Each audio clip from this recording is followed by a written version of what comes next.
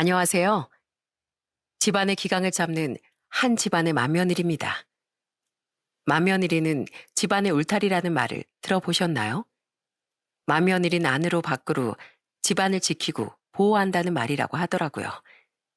이뿐 아니라 우리나라엔 맏며느리에 관련된 속담이나 옛말이 참 많은 것 같아요. 저는 자식을 여럿 잘 낳지도 않는 세상에 솔직히 이런 건 다 옛날 얘기라고 생각했습니다. 그런데 아들만 셋인 집안에 맏며느리로 들어가게 되며 시댁의 여러 가지 일을 겪다 보니 맏며느리로서의 책임감이 생기더군요. 특히 엉망이 되어가는 집안 분위기를 저라도 바로 잡아야겠다고 생각했죠. 그 다사다난했던 저의 자충우돌 맏며느리 적응기에 대해 지금부터 이야기를 시작해 볼게요. 저는 서울에서 1시간 조금 넘게 떨어진 지방에서 나고 자랐습니다. 어려운 집안 환경 때문에 저도 여동생도 성인이 되자마자 취업을 했죠. 그리고 저희 부모님은 동생과 제가 사회인이 되자 귀농을 하며 펜션을 운영하시기 시작했어요. 그렇게 동생과 둘이 살던 저는 살던 지역의 구청 공무원이던 남편을 만나 나이 29에 결혼을 했습니다. 그런데 결혼하고 보니 시댁은 굉장히 가부장적인 집안이더군요. 시부는 항상 시어머니를 무시하고 부려먹었고 시어머니는 조선시대 며느리처럼 아무 말도 못하고 순종하셨죠. 고등학교까지 졸업한 시부와 달리 시어머니는 국민학교까지밖에 졸업하지 못하셨는데 시부는 남편이 어릴 때부터 그런 시어머니를 무시했다고 해요. 크면서 남편과 시동생들이 시어머니를 감쌌지만 시부의 태도는 고쳐지지 않았다고 했습니다. 시어머니에 대한 시부의 무시는 겪으면 겪을수록 정말 너무하다는 생각이 들더군요. 국이 짜다며 모두들 보는데 밥상을 뒤집어 엎기도 하고 물 한 잔 자신의 손으로 떠먹는 일이 없더라고요. 거기서 남편과 시동생들이 뭐라고 하면 시부는 이렇게 소리쳤어요. 이것들이 어디 건방지게 나한테 목소리를 높여? 그럼 결혼할 때 해온 거 하나 없고 몸뚱이만 딸랑 왔던 여편네를 내가 떠받들기라도 하리? 여태 데리고 살아준 것만 해도 고마워해야지. 니들 내 집에서 그딴 소리 할 거면 당장 나가. 시부는 이렇게 시어머니를 함부로 대했을 뿐 아니라 시어머니가 무슨 말만 하면 무시하기 바쁘기도 했어요. 하루는 다 같이 시댁에 모여 식사 후 TV를 보고 있었습니다. 그때 시어머니는 드라마를 보다 대뜸 물으시더군요. 예, 어머마, 저기서 말하는 CEO가 뭐니? 됐다, 알려주지 마라. 국졸밖에 못한 네 시어머니가 그걸 듣는다고 알겠니? 얼마나 무식하면 뉴스만 조금 봐도 알 법한 단어를 저렇게 몰라. 시부는 그런 시어머니를 자식들과 며느리인 제 앞에서 완전히 무시하더라고요. 저는 화가 나서 말했죠. 어머님, CEO는 회사 최고 경영자라는 뜻이에요. 그리고 아버님, 어머님이 맨날 아버님 수발 들고 집안일 하시는 데다 같이 TV라도 보면 이렇게 무시하기 바쁘신데 언제 뉴스를 제대로 챙겨보셨겠어요? 그러나 아버님은 스트리밍 인플루언서 이런 요즘 단어 아세요? 뭐, 이 인플루 뭐? 모르시잖아요. 어머님도 아버님처럼 그냥 접할 기회가 없는 말들이었을 뿐인데 그런 걸로 어머님 좀 그렇게 무시하지 마세요. 이렇게 계속 인격적으로 시어머니를 무시하는 시부에게 저도 살가운 태도가 나가지 않더라고요. 남편도 시동생들도 시부가 그럴 때마다 시어머니를 감싸고 제게 민망해했죠. 한 번은 답답한 마음에 시어머니께 여쭤본 적이 있습니다. 어머님, 아버님께 화도 좀 내고 해보세요. 어머님이 다 참아주시니까 아버님이 더 그러시는 거잖아요. 평생 이렇게 사는 게 몸에 배어서 그런 게지. 어머마, 나는 너 같은 요새 아가씨들이 참 부럽단다. 여자도 목소리를 충분히 높일 수 있고 집이 가난해서 팔리듯 하는 결혼을 하지 않아도 되니까 말이야. 그때 저와 시어머니는 김치를 안주 삼아 막걸리를 마시고 있었습니다. 시어머니는 막걸리를 한 사발 크게 들이킨 뒤 자신의 과거 이야기를 해주셨죠. 내가 어린 시절엔 가난한 집이 대다수였어. 나 역시도 그런 집에서 태어났는데 문제는 내 위로 오빠가 5에 집에 여자 형제는 나랑 내 여동생 뿐이었다는 거야. 내 부모님은 이런 형편에 어디 기집애들이 공부할 생각을 하냐면서 나랑 동생은 국민학교까지만 졸업시켜 주셨단다. 그것도 졸업 못할 뻔한 거 내가 사정사정 애원해서 겨우 졸업했던 거야. 그 뒤론 친구들이 중학교, 고등학교 다닐 때 난 부모님 도와서 농사 짓고 오빠들 뒷바라지를 했지. 그랬구나. 어머님 너무 서운하고 속상하셨겠다. 물론 그런 마음도 있었어. 그래도 그땐 가난해서 남의 집 식모로 보내지는 애들도 많았단다. 근데 그렇게 버려지지 않은 것만 해도 감사한 일이라고 생각했지. 사실 이제 와서 말이지만 난 결혼도 내가 원해서 한 게 아니란다. 네 시아버진 윗동네에서 그때만 해도 제법 잘 살던 집의 유일한 아들이었는데 내 부모님은 날 고작 쌀 몇 가마니 그 집 며느리로 팔았어. 말이 며느리지 아들만 끔찍이 생각하는 그 집에 난 거의 하녀로 팔려갔던 거야. 시어머니는 결혼을 한 뒤 엄청난 시집살이를 당했다는군요. 그래도 시대가 시대였던지라 시어머니는 그저 참고 사는 게 미덕이라고 생각하며 버티셨다고 해요. 그렇게 순종하고 살아온 세월이 쌓이고 쌓여 시어머니는 몸에 배이신 겁니다. 아무리 아들들이 편을 들어줬다고 한들 시부와는 계속 부대끼며 살아야 했으니까요.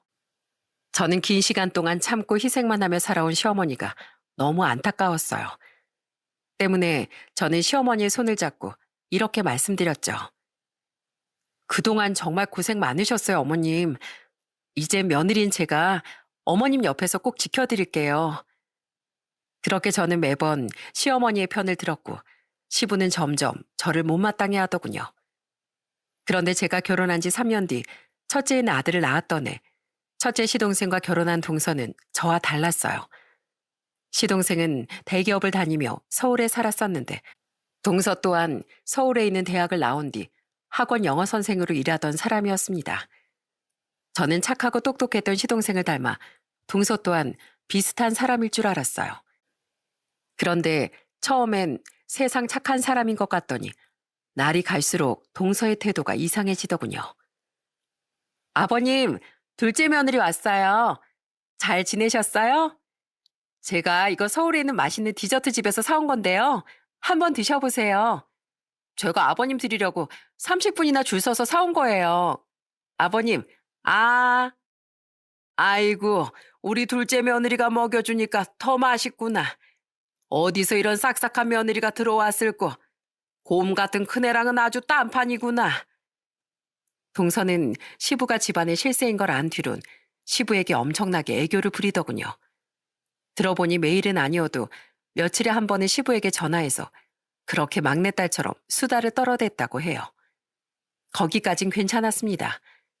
비록 저는 못하는 행동이었지만 둘째 며느리라도 시부에게 잘하면 좋은 거니까요. 남편도 시동생들도 그런 동서에게 고마워했죠. 그런데 문제는 그 태도가 시어머니를 향하진 않았다는 겁니다. 어머님, 이번 오렌지는 좀 시네요. 저는 단 게 좋은데. 아버님, 여기 신 오렌지는 제가 먹을 테니까 단 건 아버님 드세요. 근데 저 코미디언 진짜 웃기다. 그쵸? 동서, 지금 어머님은 오렌지 자르고 주방 뒷정리 다 하고 계시는데 동선 TV 앞에 앉아서 오렌지가 시네 어쩌네만 하고 있어? 냉큼 와서 도와. 어머, 형님. 전 놀고 있는 게 아니라 아버님 말동무 해드리고 있는 거예요. 아버님 혼자 보시면 심심하시잖아요. 그리고 그냥 오렌지가 시다 어쩌다 말씀도 못 드려요? 그리고 어머님 혼자 하고 계신 것도 아니고 형님도 돕고 계신데 뭐 저 하나쯤 없어도 되잖아요. 그래. 큰애 넌 왜 괜히 나랑 놀아주고 있는 둘째한테 일을 시키려고 들어? 시세 많은 거야? 윗사람이 됐으면 아랫사람을 좀 감싸줄 줄 알아야지. 어디 못되게 시집살이 시키려고 들어? 너나 네가 그렇게 좋아하는 시엠이랑 실컷 일해라. 동서는 시부 옆에 꼭 붙어서 은근슬쩍 시어머니를 부려먹으려고 했습니다. 그것도 제 남편과 시동생들이 없을 때만 눈치를 슬슬 보면서 말이죠. 시어머니야 평소처럼 한숨만 쉬실 뿐 아무 말 못하셨지만 저는 그 꼴을 그냥 보기 싫었어요. 그래서 동서에게 뭐라고 좀 하면 시부는 득달같이 동서 편을 들더라고요.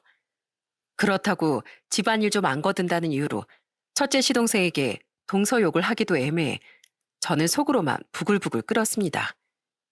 그래도 그때만 해도 그냥 좀 여우까인 사람인가 보다 하고 무시할 만했어요. 그런데 그로부터 3년 뒤 저희 둘째인 딸이 2살 때 막내 동서가 들어오며 집안의 분위기는 더욱 엉망이 되더라고요. 막내 재수 씨, 신혼여행 때문에 휴가 낸 줄 알았는데 아예 일을 그만둔 거라네? 정말? 공기업 다니던 사람이라고 하지 않았어? 좋은 직장인데 왜 그만뒀대? 일이 힘들어서 안 그래도 좀 쉬려고 했다나 봐. 뭐 태훈이가 돈이야 많이 버니까 사는데 문제 없겠지. 막내 동서는 결혼하자마자 일을 그만두더군요. 막내 시동생은 대기업에 다니던 첫째 시동생보다 돈을 더 잘 벌던 전문직으로 솔직히 외벌이로도 2사람 먹고 사는 데는 아무런 지장이 없었어요. 때문에 저도 남편도 처음엔 아무 생각이 없었는데 아무리 시간이 지나도 재취업은커녕 집에서 놀고 먹기만 하니 왠지 막내 동서도 보통 여우가 아닐 것 같다는 생각이 들더라고요. 아이도 결혼한 지 몇 년 뒤에야 천천히 가졌으면서요. 아니나 다를까 막내 동서 또한 집안 분위기를 파악하자마자 첫째 동서와 같은 노선을 걷더군요. 아니, 오히려 첫째 동서보다 한 수 위였죠. 아버님, 이거 제가 주변에서 추천받아서 산 비싼 위스키인데요. 아버님 드리려고 아껴뒀다가 가지고 왔어요. 이건 위스키에 잘 어울리는 하몽이라는 햄인데 메론 썰어서 올려 먹으면 그렇게 맛있어요. 햄 이름이 하몽이라고? 별 신기한 음식이 다 있구나. 나도 한번 맛봐도 되니? 아, 어머님도 드시게요? 근데 이거 얼마 안 사와서 안주로만 먹어야 돼서요. 근데 어머님, 위스키 드실 줄은 아세요? 위스키랑 먹어야 진짜 맛있는 건데. 근데 어머님, 이 멜론 좀 누가 잘라줘야 할 것 같은데 제가 할까요? 아, 이렇게 좋은 술에 안주까지 사왔는데 뭘 직접 일까지 하려고 해? 당신 눈치 없어? 위스키가 뭔지도 모르는 사람이 이 아까운 안주 앞에서 뭔 침을 그렇게 질질 흘려. 가서 냉수나 마시고 멜론이나 얼른 잘라와. 죄송해요, 어머님. 그럼 오실 때 위스키 희석시켜 먹을 얼음도 잔에 좀 가져다 주시겠어요? 막내 동서는 은근히 시어머니를 무시하며 시어머니를 부려먹기까지 하려고 들었습니다.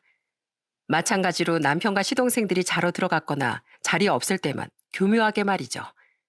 시부는 신이 나서 자기 얼굴에 침 뱉기인 줄도 모르고 며느리들 앞에서 계속 시어머니를 무시했어요. 저는 풀이 죽은 시어머니를 대신해 얼음컵을 가져다 주며 썰지 않은 멜론을 콱 내려놨습니다. 그리곤 멜론을 자를 주방 도구를 동서 손에 들려주며 이렇게 말했죠. 어머님도 나도 그거 어떻게 잘라서 먹는지 몰라. 그러니까 잘 아는 동서가 직접 해봐. 큰 동서, 옆에서 같이 실실 웃고 있지만 말고 알면 옆에서 돕던가 해. 그리고 술도 안주도 같이 먹으려면 아무것도 안 사온 큰 동서가 대신 수발 들어. 난 어머님이랑 나갔다 올 테니까. 근데 막내 동서, 참 못됐다. 어머님이 뭘 안 드셔보셨으면 뭔지 잘 알려드리고 같이 나눠 먹을 생각을 해야지. 모른다고 아버님을 따라서 그렇게 무시해? 참 속이 빈 사람이다, 동서. 뭐예요? 큰형님, 말씀이 너무 심하시잖아요. 그럴만 하니까 이렇게 말하지. 그리고 아버님이 며느리들 앞에서까지 어머님 기를 이렇게 죽이시니까 동서들이 기고만장해서 더 저러는 거잖아요. 어머님을 깎아내리는 일은 곧 아버님 스스로를 낮춰 보이게 하는 일이라는 거 잊지 마세요.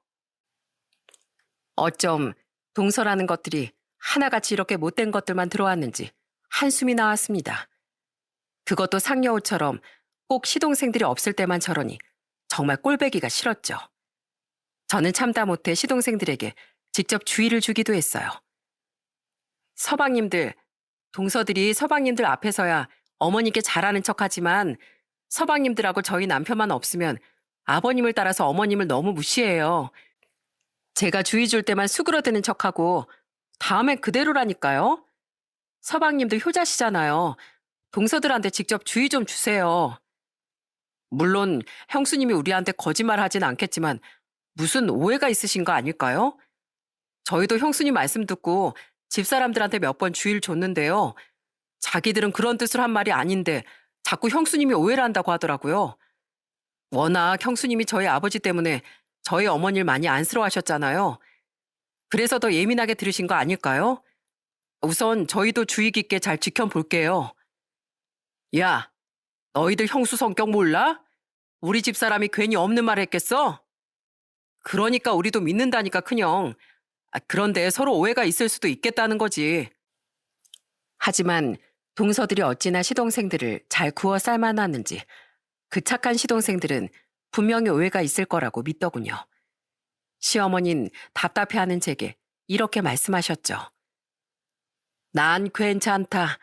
괜히 나 때문에 집안에 분란 일으키고 싶지 않으니까 그만하렴. 나 때문에 괜히 애들 부부싸움이라도 일어나면 난 그게 더 고통이란다.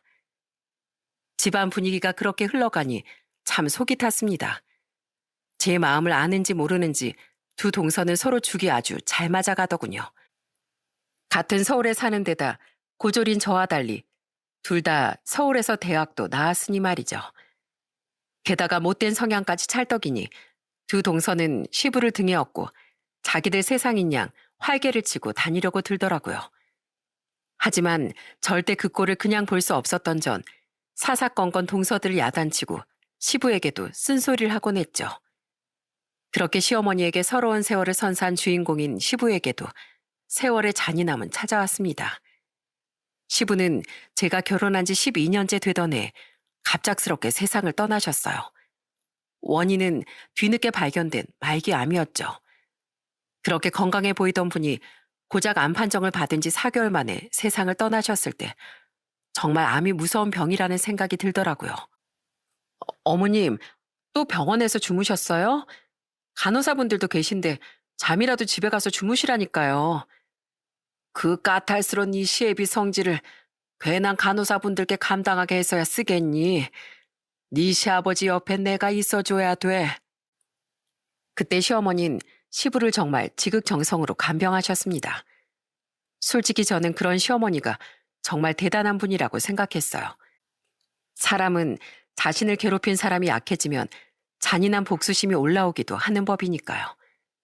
저와 같은 생각이었는지 갈수록 기력을 잃어가던 시부는 시어머니에게 물으시더군요. 당신은 내가 밉지도 않어? 밉지요. 안 그래도 서럽게 살아온 날 남편으로서 감싸주긴커녕 내 인생을 한층 더 고단하게 만들어준 남의 편인 당신이 왜 안 믿겠어요? 근데 왜 약하고 쓸모없어진 날 구박을 안 해? 불쌍해서요. 평생 할 줄 아는 일이라곤 마누라 무시하고 구박하는 거에 자식들에게 타박받는 일뿐이었으니까요. 그래도 당신 아니면 내가 우리 착한 아들들을 만날 수 있었겠어요? 그래서 불쌍하기도 하고 고맙기도 해서 잘해주는 거예요. 미우나 고우나 내 손으로 평생 밥해 먹이고 수발 들어주고 산 사람이니 마지막까지 내 손길 받으면서 편하게 가라고요. 마침 문병차 남편과 아이들과 함께 시부를 보러 갔던 저는 병실 밖에서 그 소리를 모두 듣게 됐습니다. 남편은 자신의 부모님의 진솔한 대화를 듣고 감정이 복받쳤는지 눈가를 붉혔죠. 그리고 우린 시부의 놀라운 말 또한 듣게 됐어요. 당신은 참 바보 같은 사람이야. 이렇게 착한 당신을 평생 구박하고 무시하고 산 난 분명 지옥에 갈 테지. 그래도 여보, 내 지옥에 가기 전에 이 말은 꼭 하고 가고 싶소. 그동안 못나기만 한 남편이었던 날 끝까지 버리지 않고 이렇게 옆에 있어줘서 고마워. 그리고 참 미안했소. 시부는 난생 처음으로 시어머니께 사과를 했던 겁니다. 너무 놀라서 남편도 저도 눈이 동그래졌죠. 우리도 그렇게 놀랐는데 시어머니라고 오죽했겠습니까? 안에선 잠시 말소리가 들리지 않더군요. 그리고 이내 보물 터지듯 터진 시어머니의 울음소리가 흘러나왔고요. 내 살면서 당신한테 사과받을 거라곤 생각지도 못했습니다. 예, 죽고 나서도 나한테 오래도록 미안해하고 고마워해요. 당신은 좀 그렇게 괴로워도 돼요. 그 뒤 시부는 세상을 떠나시기 전까지 몇 번이나 시어머니에게 사과를 하셨습니다. 고작 죽을 때가 돼서야 변한 시부였지만 시어머니께 그 말은 참 많은 위로가 되셨던 모양이더라고요. 시어머니는 시아버지가 돌아가신 후 제게 넌지시 이런 말씀을 하셨거든요. 난 평생 무시를 받고 살아왔었잖니. 그래서 은연중에 마음속으로 난 무시를 당할 법한 못난 인간이라고 스스로를 폄하했었던 것 같구나. 그런데 네 시아버지 사과를 몇 번이나 듣고 깨달았다. 나는 그동안 당연한 무시와 구박을 받았던 게 아니라 사과받을 만한 행동들을 견뎌내고 있었구나 하고 말이다. 어머마, 세상에 당연한 듯 무시받아야 할 사람은 없는 거지? 당연하죠, 어머님. 만약에 있다고 한다면 그건 누군가를 당연하게 무시하는 사람 당사자예요. 그러니까 어머님, 더는 어디에서든 기죽지 마시고 당당하게 사세요. 이 맏며느리가 도와드릴 테니까요. 말씀은 그렇게 하셨지만 평생 살아온 성격이 한순간에 달라지겠습니까? 시부가 돌아가신 후에도 동서들의 시어머니에 대한 무시는 계속됐는데 시어머니는 계속 참으려고 노력하시더군요. 시부가 돌아가신 뒤 효자인 시동생들은 혼자 남은 시어머니가 걱정되어 시댁에 더 자주 찾아왔어요. 그러다 보니 동서들과 시어머니가 마주칠 일도 전보다 더 많아졌는데 때문에 동서들의 행동이 제 눈에도 더 자주 띄었죠. 한 번은 김장을 하러 모두 모였었는데 이런 일이 있었답니다. 작은 동서, 김장하는데 흰 셔츠를 입고 왔어? 옷 망가질 것 같은데? 그러게 막내야. 막 입어도 되는 내 티셔츠 빌려줄 테니까 그걸로 갈아입으려무나. 됐어요. 이거 입고 나갈 데가 딱히 없어서 오늘 일부러 입고 온 거란 말이에요. 정 걱정되시면 저한테 굳이 김장 안 시키셔도 되는데. 그걸 말이라고 해, 동서? 그럴 거면 아예 오질 말던가. 동서 어머님 김치 얻어가고 싶어서 따라온 거잖아. 그럼 잔말 말고 같이 일해야지. 진짜 어머님 옷을 안 갈아입을 거야?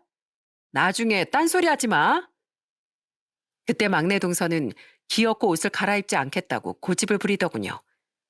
그런데 여러분 아시죠? 김장할 때 김치 양념이 얼마나 튀는지요. 결국 동서의 셔츠엔 빨간 양념이 크게 튀고 말았습니다. 시어머니께서 김치소를 묻히다가 옆에 있던 동서의 옷에 튀고 만 거예요. 그때 막내 동서는 정말 길길이 날뛰기 시작했습니다. 진짜 어머님 조심 좀 안 하세요? 이거 어쩔 거예요? 이게 얼마짜린데요? 미안하구나. 내가 조심해서 한다고 했는데 이따 벗어놓으면 내가 빨아주마. 이게 빤다고 지워져요? 난 몰라. 어쩜 그렇게 어머님은 제대로 하시는 게 없어요. 아무리 경황이 없어도 그렇지 동서의 말은 정말 가관이더군요. 그 와중에 첫째 동서는 신경도 안 쓰고 목이 탄다며 물을 마시러 가버리더라고요. 저는 화가 나서 막내 동서에게 따끔히 말했습니다. 동서, 뚫린 입이라고 말이면 다인 줄 알아? 그러니까 아까 어머님이랑 내가 옷 갈아입으라고 분명히 말했잖아. 힘들어 죽겠는데 언제 옆에 김치국물 한 방울이라도 튈까 조심하면서 김장을 해. 원인 제공은 동서가 해놓고 어디서 어머님한테 그딴 소리 하냐고. 아니 큰형님, 그래도 이거 비싼 건데. 그러니까 그 비싼 걸 왜 입고 김장을 하냐고. 귀가 막혔어? 드릴로 뚫어줘? 그거 얼만데? 돈도 벌지도 않으면서 매번 막내 서방님이 벌어온 돈으로 백화점 쇼핑하고 다니더니 옷 귀한 줄 모르게 된 거야? 그래서 기어코 그걸 입고 김장하다가 사다를 버렸어? 서방님 돈 잘 버시잖아. 가서 하나 더 사달라고 해. 어머님이 김치 양념 묻히셨으니까 아들인 서방님이 책임지라고 어디 말해보라고. 서방님 앞에선 또 착한 척 아무 말도 못할 거면서 어디 감히 어머님 앞에서 때를 써 때를. 죄송해요. 그냥 전 너무 놀라서. 놀라면 그럴 수도 있죠. 큰형님은 맨날 왜 우리한테만 뭐라고 그래요. 그게 싫으면 애초에 뭐라고 할 짓을 하지 좀 마. 바람도 쐬어줄 겸 애들을 데리고 저녁에 먹을 막걸리와 수육고기를 사러 갔다 왔던 남편과 시동생들은 어색해진 집안 분위기에 당황하더군요. 다들 어찌됐든 고생한 날이니 시어머니께서 아무 말 말라시기에 가만히 있긴 했는데 정말 부하가 치밀었어요. 저는 괜히 영문도 모르는 시동생들을 노려보며 얼른 고기나 삶아오세요 하고 소리쳤죠. 동서들, 둘이서 무슨 얘기 그렇게 속닥거려? 왜 날 쳐다봐? 아니에요, 형님. 저희 그냥 드라마 얘기했어요, 드라마. 이후 더 이상 자신들이 믿던 시부가 없자 동서들은 제 눈치를 전보다 더 보기 시작했습니다.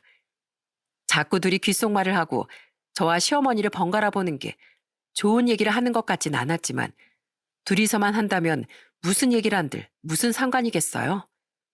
저는 그 둘이 시어머니께 되먹지 못한 행동만 못하게끔 계속해서 예의주시를 했죠.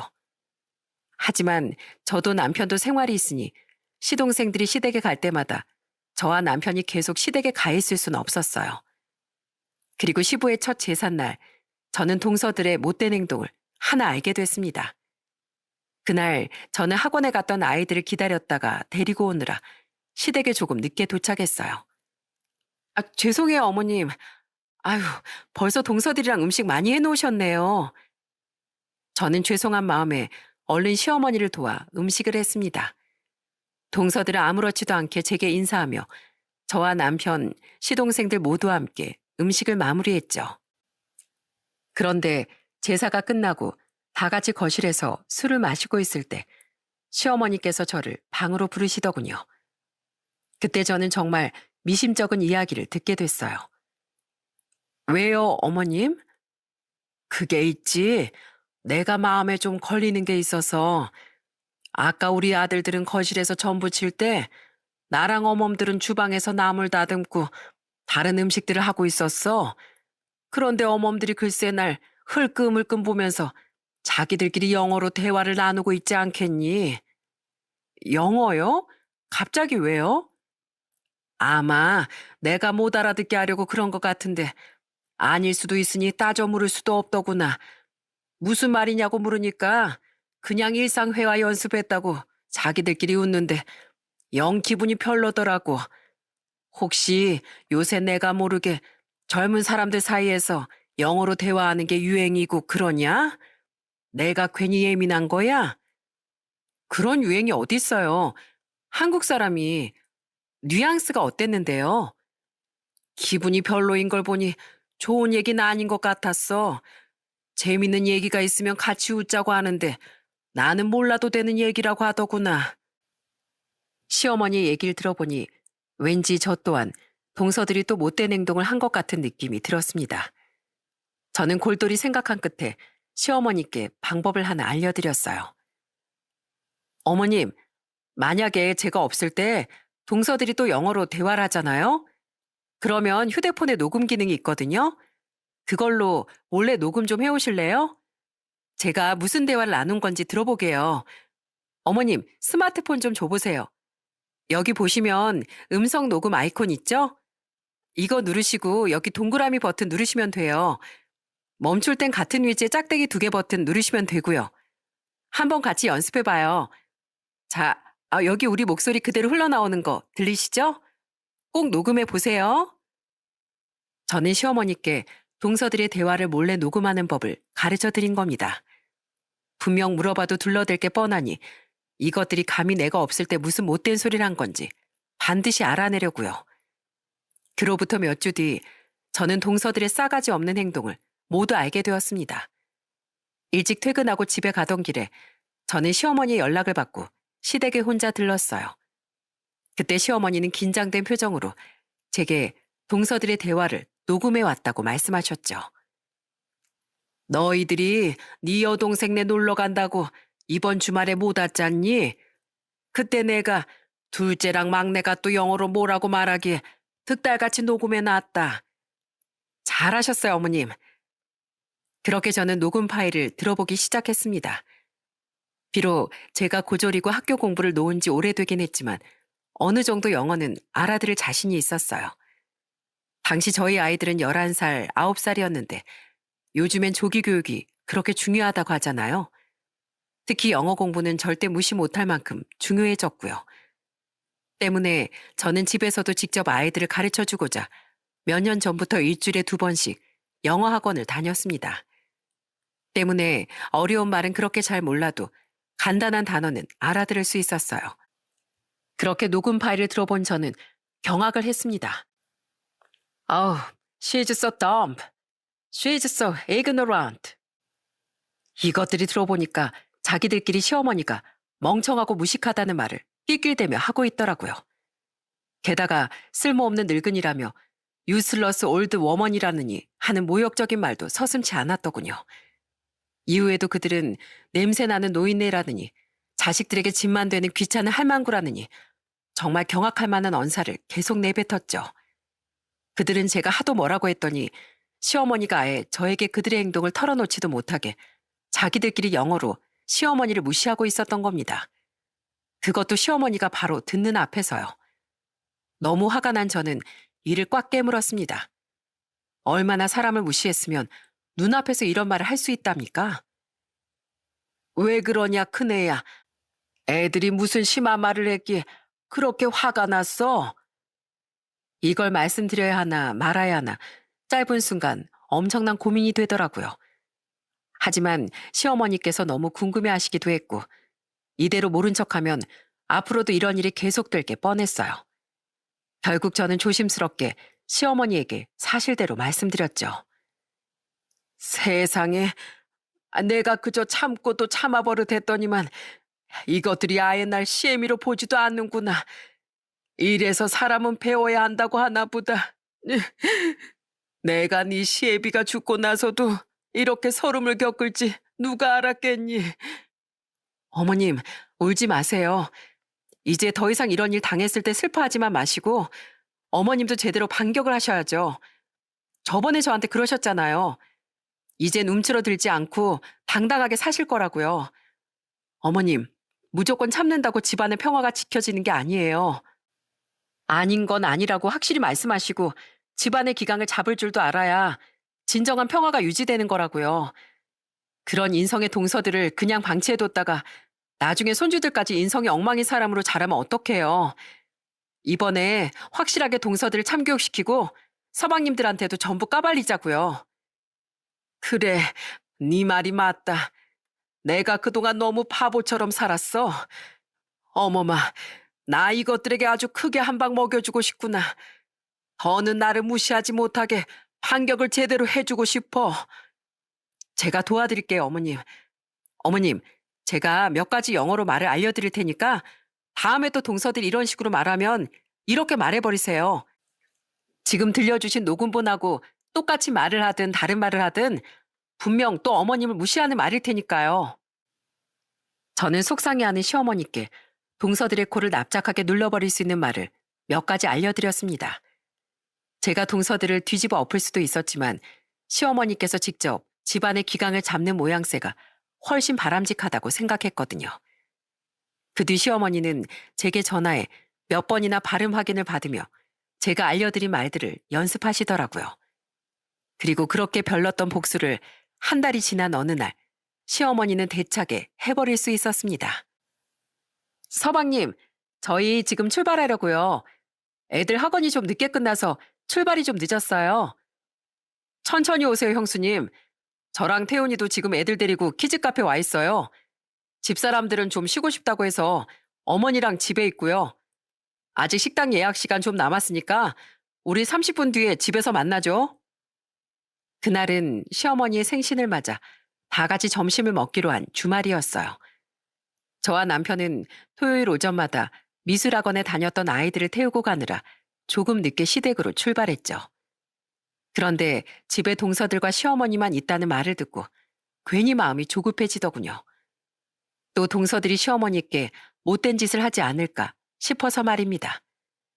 이미 그전 상황을 저에게 들어서 알고 있던 터라 남편 또한 운전을 서둘렀어요. 남편은 그동안 제 말을 듣고 언제 한번 동서들이 자신의 눈앞에서 직접 걸리면 가만 안 두겠다고 벼르는 상태였거든요. 신발이 없네? 아직 서방님들하고 애들은 집에 안 왔나 보다. 그렇게 서둘러 시댁에 도착하니 아직 시동생들과 조카들은 도착하지 않았더군요. 저는 큰 소리로 시어머니를 부르려고 했어요. 그런데 그보다 먼저 주방 쪽에서 시어머니의 목소리가 쩌렁쩌렁 울려오지 않겠어요? 그리고 시어머니의 말을 들은 저와 남편은 깜짝 놀랐습니다. Shut your mouth. Apologize right now. 알아듣냐? 닥치고 나한테 너희들 다 사과하라고. 나 니들 말 다 알아듣는다 이것들아. 만약에 나한테 싹싹 안 빌면 너희 둘 다 영원히 내 집에서 아웃이야. You out. Get lost. 당장 용서 안 빌 거면 여기서 당장 나가라고. 시어머니는 바로 제가 알려드렸던 영어들을 마구 내뱉고 계셨던 겁니다. 그 정도 영어는 알아듣던 남편은 이게 대체 무슨 일인가 싶어서 놀랐던 거고, 저는 동서들이 또 시어머니 앞에서 싹수 없는 짓을 했다는 걸 단박에 알아챘죠. 우린 아이들을 황급히 방으로 들여보낸 뒤 주방으로 달려갔습니다. 그곳에선 흥분한 모습의 시어머니와 얼굴이 시뻘개진 동서들이 우리를 동시에 쳐다봤어요. 아주버님, 형님, 언제 들어오셨어요? 방금이요. 재수 씨들, 이게 다 무슨 일이에요? 그게요. 저희는 그냥 제 영어학원에서 요새 아이들 가르치는 일상대화 이야기를 하고 있었는데 어머님이 갑자기 영어로 욕설 하시잖아요. 맞아요, 아주버님. 아마 어머님이 영어를 모르시니까 오해하신 것 같은데 저런 무서운 말들 어디서 배우셨대요? 저희 너무 놀랐어요. 웃기지 마라 이것들아. 감히 어디서 발뺌이야? 동서들은 저와 제 남편의 눈치를 보더니 재빨리 발뺌을 하더군요. 시어머니는 기가 차서 더욱 화를 내셨죠. 저는 그 뻔뻔한 모습에 코웃음을 쳤습니다. 그리고는 그때부터 동서들에게 인생의 쓴맛을 보여주었어요. 어머님이 하신 무서운 말들 다 내가 알려드린 거야, 동서들. 어머님, 목 아프게 큰 소리 내실 거 없어요. 어머님, 제가 알려드린 대로 오늘 동서들이 한 말 다 녹음하셨어요? 안 하셨으면 동서들이 저번에 했던 대화 녹음했던 거라도 제 남편한테 좀 들려주세요. 했다 마다. 내가 절대 이것들 발뺌 못하게 하려고 오늘도 다 녹음해 놨다. 시어머니는 그 자리에서 그날과 한 달 전 녹음했던 동서들의 기가 막힌 말들을 전부 재생하셨습니다. 그 정도는 충분히 알아듣던 남편은 듣자마자 얼굴이 순식간에 굳어지더군요. 시어머니 남편에게 이렇게 말씀하셨어요. 저것들이 계속 내 앞에서 영어로 뭐라고 씨부리길래 내가 큰애한테 도움을 좀 청했다. 그러니까 큰애가 나한테 녹음하는 법을 알려주고 쟤들이 뭐라고 한 건지 내가 복수하고 싶다니까 뭐라고 해야 되는지도 다 알려줬어. 나도 니들이 오늘 나한테 했던 늙은 노인네니 멍청이니 하는 말 다 알아들었다 이 썩을 것들아. 내가 참고 당해줄 때 그만했었어야지. 어디서 감히 못돼 처먹은 짓거리를 이렇게 해? 나 더 이상 니들 행동 절대 안 참아줄 거다. 어머님, 이런 걸 언제 녹음하셨어요? 아주버니, 그게요. 증거가 그렇게 빼도 박도 못하게 버젓이 있는데 동서들이 어떻게 빠져나가겠습니까? 그런데 남편이 입을 열기도 전에 뒤에서 경악을 한 고함 소리가 들려오더군요. 이게 다 무슨 소리야? 당신 진짜 저런 말을 우리 어머니 면전에 대고 했다고? 작은 형수님도요? 그래, 당신 입으로 말해봐. 여태껏 형수님이 당신들한테 뭐라고 한 건 다 오해였다며? 그런데 그게 오해가 아니라 당신하고 재수 씨의 치졸한 거짓말이었던 거야? 그건 바로 두 시동생의 목소리였습니다. 저희가 도착하는 시간에 맞춰 시댁으로 돌아온 두 시동생은 현관에서부터 모든 걸 다 듣고 있었던 거예요. 시동생들의 뒤로 얼른 자신들의 사촌 동생들을 데리고 방으로 들어갔던 저희 아이들의 모습이 보였죠. 저는 그런 시동생들에게 말했어요. 이제 뭐가 진실인지 아시겠죠? 물론 저도 동서들이 이렇게까지 싹수 없는 행동을 하는 건 처음 봤어요. 그런데 이것만 해도 동서들이 얼마나 어머님을 무시했었는지 아시겠죠? 제가 거기서 더 난리치지 않고 잠자고 있었던 건 어머님이 조카들을 위해서라도 서방님들 집안에 분란 일으키고 싶어 하지 않으셔서였어요. 그런데 더 이상은 가만 못 있겠네요. 서방님들, 아내 간수 좀 똑바로 하세요. 야, 내가 내 아내 입에서 저런 말이 나오는 것까지 들어야겠냐? 그동안은 집사람한테 이야기를 들었어도 그래도 어려운 재수 씨들이니까 일단 지켜봤다. 그런데 재수 씨들은 도를 넘어도 너무 넘었어. 재수 씨들, 우리 아버지가 어머니를 그렇게 무시했다고 우리 집안을 우습게 본 모양인데, 네, 우스운 집안이었던 거 인정해요. 우리가 아버지를 못 막았으니까요. 근데 그렇게 우리 집안이 우스우면 그냥 이 집안 사람 하지 말고 나가요. 난 우리 어머니 무시하는 인간들 가족으로서 전혀 존중해주고 싶지 않으니까요. 남편 또한 주먹까지 부들거리며 동서들에게 소리쳤습니다. 동서들은 아무 말도 못하고 눈물만 그렁거렸죠. 그리고 그 뒤를 이어 시동생들은 동서들을 아예 집에서 쫓아내버리더군요. 당신이 뭘 잘했다고 울어? 울고 싶은 건 나랑 태훈이야. 우리 어머니가 이렇게 며느리들한테 무시당하고 있는 줄도 몰랐던 바보 같은 우리가 너무 한심해서. 아니야, 작은여. 우린 울 가치도 없어. 형수님이랑 형이 계속 깨우쳐준 진실을 우리가 귀 막고 안 들은 거니까. 당신, 당장 우리 어머니 집에서 나가. 당신이 뭔데 우리 어머니 무시하고 그런 어머니 집에 두 발 붙이고 서 있어? 나가. 당신 우리 어머니 생신에 같이 있을 자격도 없어. 그렇게 당신하고 작은 형수님이 좋아하는 영어로 말해줄게. Go to hell. Get out. 꺼져. 여보, 잘못했어. 아주버님들 제가 잘못했어요.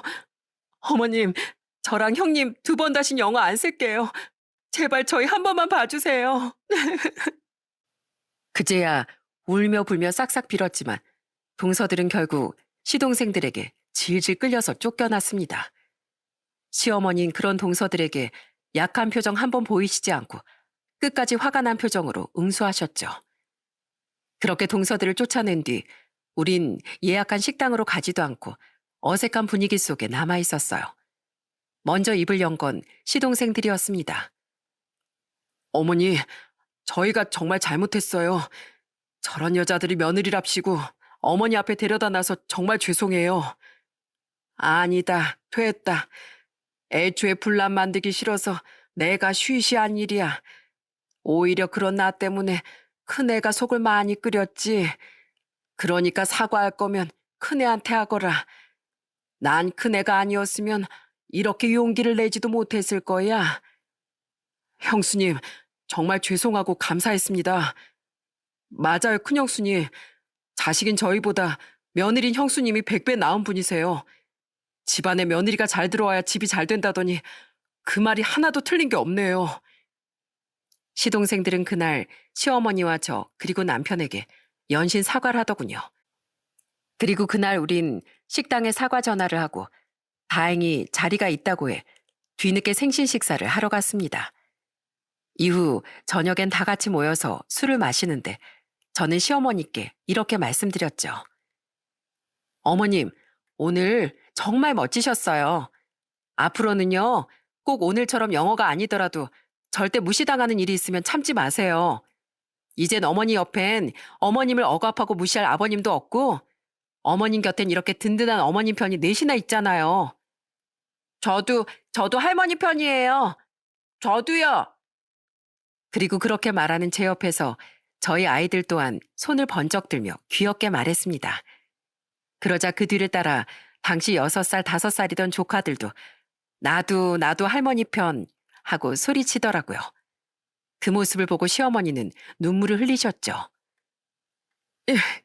그래, 모두들 고맙구나. 내가 비록 남편은 잘 못 만났지만 자식들은 잘 만난 덕에 이렇게 좋은 며느리 손주들을 만나게 된 거야. 난 참 복받은 사람이다. 다음날 시어머니는 집으로 돌아가려던 시동생들에게 이렇게 당부하시더군요. 어젯밤 너희들이 술에 취해 잠들었을 때 어멈들이 돌아가면서 나한테 전화를 했다. 자신들이 정말 잘못했다고 한 번만 기회를 달라고 말이야. 물론 어멈들이 영어를 쓰면서까지 날 무시했던 걸 생각하면 나도 화가 난다. 하지만 적어도 그 애들이 너희랑 너희들 애들한테 나쁘지 않은 아내 또 엄마였잖니. 그러니까 애들을 위해서라도 한 번만 어멈들을 용서하고 이혼은 하지 말려무나. 애들에게 무슨 죄가 있겠니? 다만 또 한 번 그 애들이 이런 짓을 하면 그땐 나도 더는 용서하지 않고 그 애들을 보지 않을 거다. 시동생들은 결국 시어머니의 말을 듣고 동서들에게 한 번의 기회를 더 주기로 했습니다. 그리고 다음번 시댁 모임부터 동서들은 기 한 번 제대로 펴지 못하고 눈치만 보게 됐죠. 한 가지 변한 것이 있다면 시동생들이 절대 동서들과 시어머니만 두고 자리를 비우지 않았다는 거예요. 게다가 시댁에 오기만 하면 시동생들은 앞장서서 앞치마를 메고 직접 동서들을 진두지휘까지 하더라고요. 어머니, 형수님, 거실에 가서 좀 쉬고 계세요. 좀 맛이 없더라도 음식도 설거지까지 다 저희가 할 테니까요. 그동안 어머니를 무시한 만큼 제 아내랑 재수 씨가 더 잘하겠다고 하니까 저희가 직접 지켜보려고요. 물론 그동안 모든 걸 방치한 죄인인 저희도 같이 일하고요. 그러니까 두 분은 앞으로 가족 모임 때마다 쭉 쉬기만 하시면 돼요. 형은 애들 좀 봐줘. 동서들은 시동생들의 등살에 쉬지도 못하고 울상을 지으며 열심히 일만 하다 돌아가곤 합니다. 저와 시어머니는 물 한 잔 우리 손으로 떠다 먹지 못하게 하는 시동생들의 유난에 요즘 그냥 그 편안함을 누리고 있네요. 과거 시부에게 물이며 뭐며 다 갖다 바치던 시어머니는 인생은 참 알다가도 모를 일이라며 웃으시곤 해요. 그리고 그것과는 별개로 두 동서는 각각 또 다른 벌도 받았답니다. 첫째 동서의 아버지께선 정말 엄한 분이시라더군요. 그런데 첫째 시동생은 당신은 혼 좀 나봐야 한다며 동서 행동을 전부 자신의 장인에게 말씀드렸다고 해요. 때문에 그때 동서는 정말 자신의 아버지에게 비 오는 날 먼지 나듯 맞았다고 했죠. 또한 막내 시동생이 벌어오는 돈으로 호의호식하면서 살았던 막내 동서는 시동생에게 모든 경제권을 빼앗기고 사치는커녕 생활비를 조금씩 구걸하며 살고 있습니다. 그리고 이 일의 전말을 모두 알게 된 동서들의 부모님들께서 시어머니께 직접 전화해 사과를 하며 동서들은 친정에서도 눈총을 받고 있다고 하네요. 그렇게 동서들은 지금 자업자득의 삶을 살고 있습니다. 그렇게 엉망이 됐던 저희 시댁의 기강은 다시 바로 세워져 가고 있습니다. 저는 평생 아무것도 누리지 못하고 살았던 시어머니를 이곳저곳 모시고 다니며 시어머니께 더 많은 세상을 보여드리려고 노력하고 있어요. 어머, 이거 너무 맛있다, 얘. 이게 말로만 듣던 그 카치푸노인지 그거냐? 카푸치노요, 어머님. 맛있죠? 요샌 싼 카페도 많으니까 저랑 같이 맛있는 카페 찾아다니면서 데이트해요. 저는 믹스커피밖에 드셔보시지 못한 시어머니를 모시고 요즘엔 카페 투어를 다니고 있습니다. 시어머니의 최고 애정하는 메뉴는 거품과 시나몬 가루가 듬뿍 올라간 카푸치노랍니다. 또한 우리 가족은 시어머니를 모시고 친정 부모님의 초대로 친정 부모님이 운영하시는 펜션도 가끔 놀러 가곤 해요. 그곳에서 우린 다 같이 고기도 구워 먹고 하늘의 별도 구경하며 즐거운 시간을 보내다 오곤 합니다. 큰애야, 네가 시집 오고 나서 내 인생이 참 많이 달라진 것 같아. 내 며느리가 되어줘서 정말 고맙구나. 저야말로 제 시어머니가 되어주셔서 감사해요, 어머님. 우리 오래오래 이렇게 엄마랑 딸처럼 재밌게 살아요. 저는 이렇게 앞으로도 시어머니의 고된 과거를 따뜻하게 안아드리며 맏며느리로서 집안의 기강을 잡으려고 살아갈 생각입니다. 필요하다면 때론 필요악을 짊어지기도 하면서 말이죠. 부디 언젠간 동서들도 정말로 잘못을 모두 뉘우치고 훗날 저와 지금을 추억하며 웃을 날이 왔으면 좋겠네요. 간혹 세상엔 자신의 배움이 길다는 이유만으로 남을 무시하는 사람들이 있습니다. 저는 그들에게 이렇게 말해주고 싶네요. 당신이 무시하는 사람이 어떤 이유로 배움의 길을 걷지 못했든 간에 당신이 누군가를 무시할 수 있는 권리는 아무데도 없다고요. 만약 그런 한심한 이유로 남을 무시한다면 그건 바로 당신 자신의 무식함과 한심함을 증명하는 가장 빠른 길이 될 거라는 말도 함께 말입니다. 남을 대하는 태도는 자신의 인격을 드러내는 거울과 같다는 걸 제 사연이 많은 분들께 메시지로 잘 전달되었으면 좋겠습니다. 그럼 저는 이만 이야기를 마치고 다시 듬직한 맏며느리로서의 삶으로 돌아가 볼게요. 여기까지 함께 해주셔서 감사합니다.